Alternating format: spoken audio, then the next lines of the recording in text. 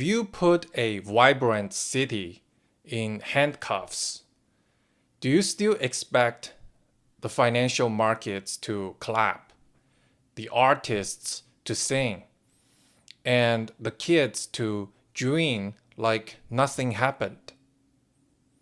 Hong Kong used to be the freest heartbeat in Asia.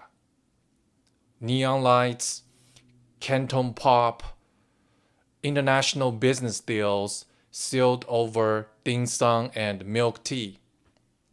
Then, one law, one raid, one arrest at a time, the soundtrack faded and energy is gone. Beijing thought crushing dissent wouldn't touch the money.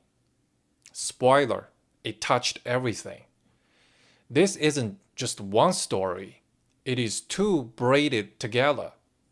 The cultural erasure of a city that was used to be vibrant, and the economic self-harm of killing the trust that powered it. Politics wasn't a side dish in Hong Kong's success. It was the secret sauce.